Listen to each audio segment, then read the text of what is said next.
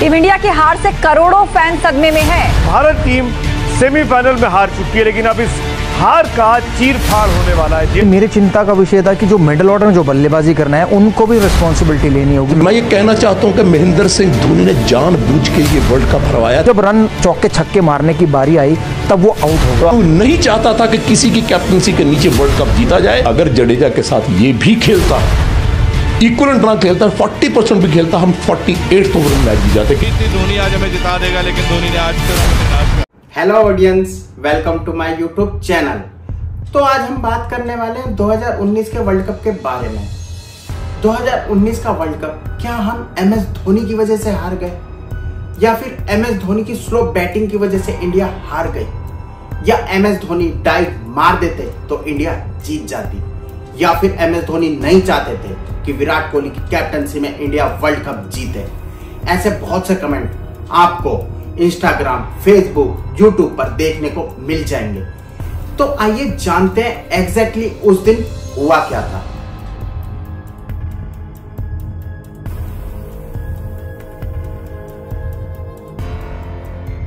जुलाई 10, 2019 England के old Trafford stadium में 2019 ODI का पहला सेमीफाइनल मैच इंडिया और न्यूजीलैंड के बीच।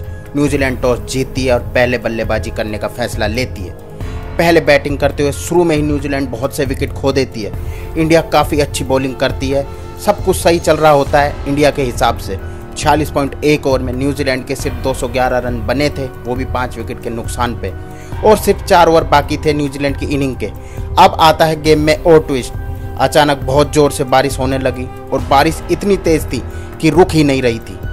ये सेमीफाइनल मैच था और पूरी की पूरी एक इनिंग अभी बाकी थी। इस मैच को रिजर्व डे पर शिफ्ट किया जाता है, जो कि था अगला दिन। अगले दिन बारिश तो रुक जाती है और मैच में आ जाता है एक और ट्विस्ट। इंडिया की हार का पहला सबसे बड़ा कारण ओवरकास्ट कंडीशंस। अब न्यूजीलैंड वालों को तो सिर्फ 4 ओवर बचे थे, वो खेलकर 239 रन बना देते हैं और इंडिया को 240 रन का टारगेट देते हैं। रोहित शर्मा, केएल राहुल बैटिंग पर आते हैं। कंडीशन थी ओवरकास्ट और बॉल थी नई, और उनके पास था ट्रेंड बॉल जो नॉर्मल कंडीशन में भी स्विंग करता है। ऊपर से मैट हेनरी। सेमीफाइनल में टारगेट चेज करना प्रेशर का काम था और कंडीशंस भी न्यूजीलैंड के फेवर में थी। इंडिया की हार का दूसरा सबसे बड़ा कारण रहा टॉप ऑर्डर फेल्ड। शुरू के 4 ओवर में इंडिया के top 3 batsman Rohit Sharma, KL Rahul, Virat Kohli out हो जाते हैं। इनमें से किसी एक का खेलना बहुत जरूरी था इस सेमीफाइनल चेज में, क्योंकि प्रेशर होता है। और इस पूरे वर्ल्ड कप में इन टॉप 3 बैट्समैन के चलने की वजह से ही इंडिया जीती थी। इस इंपॉर्टेंट मैच में तीनों ही आउट हो चुके थे और पहली बार टूर्नामेंट में इंडिया का मिडिल ऑर्डर 46 ओवर के लिए एक्सपोज हो जाता है और 60% मैच इंडिया के हाथ से गया था।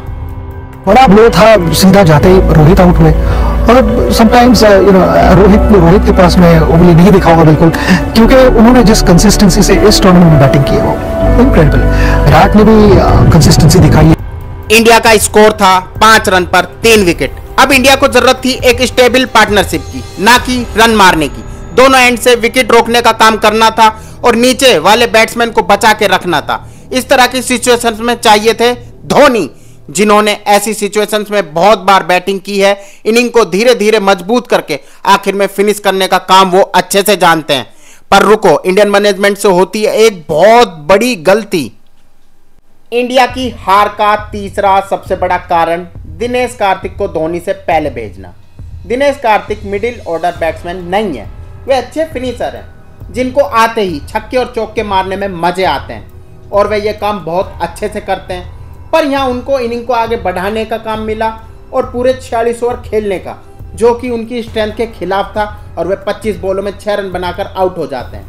अब क्रीज पर थे हार्दिक पांड्या और ऋषभ पंत। दोनों इनिंग को धीरे धीरे खेलते हुए आगे बढ़ाते हैं, तभी ऋषभ पंत एक एरियल शॉट खेलते हुए आउट हो जाते हैं। उनके बाद आते हैं 7वें नंबर पर एमएस धोनी। धोनी नंबर 7? मुझे नहीं लगता धोनी नंबर 7 नहीं होना चाहिए था, बिल्कुल। धोनी को नंबर 5 होना चाहिए था। और मैं हमेशा हमारे जितने भी इंटरव्यूज हुए उसमें मैं हमेशा यही बोलते रहा हूँ कि धोनी 5 नंबर पे बैटिंग करनी चाहिए, और आज भी मैं वही मेंटेन करता हूं कि धोनी जैसे एक्सपीरियंस प्लेयर 5 नंबर पे आने चाहिए।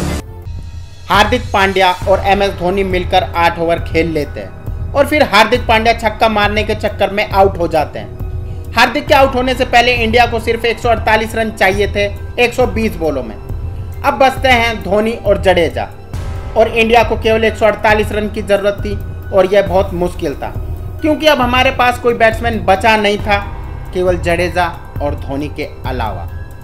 अब धोनी के पास एक ही ऑप्शन था, गेम को डीप ले जाना और धीरे धीरे इनिंग को आगे बढ़ाना और विकेट बचाना। और धोनी इस तरकीब का हमेशा फ़ायदा उठाते हैं। इस तरकीब से ये फ़ायदा होता है, जब आप लास्ट के 3 ओवर खेलने जाते हो तो बॉलर पर प्रेशर आता है और वह गलती करता है। MS धोनी इस चीज़ का फ़ायदा उठाते हैं।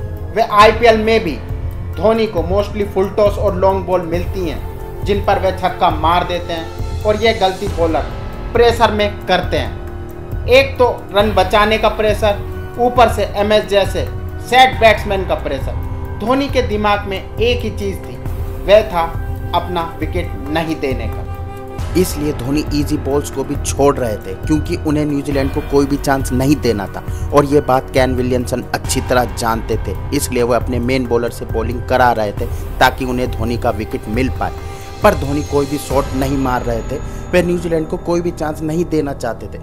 अब इसी बीच रविंद्र जडेजा को संजय मांजरेकर की बीट एंड पीस वाली बात याद आ जाती है, और वो एक एंड से न्यूजीलैंड की पिटाई करना शुरू कर देते हैं। जडेजा अपनी बैटिंग से लगभग इंडिया को मैच जिता ही देते हैं, और जडेजा अपनी शानदार हाफ सेंचुरी के बाद आउट हो जाते हैं। जब जडेजा आउट हुए तब इंडिया को चाहिए थे 12 बॉलों में 32 रन, जो कि अचीवेबल था MS धोनी के रहते हुए।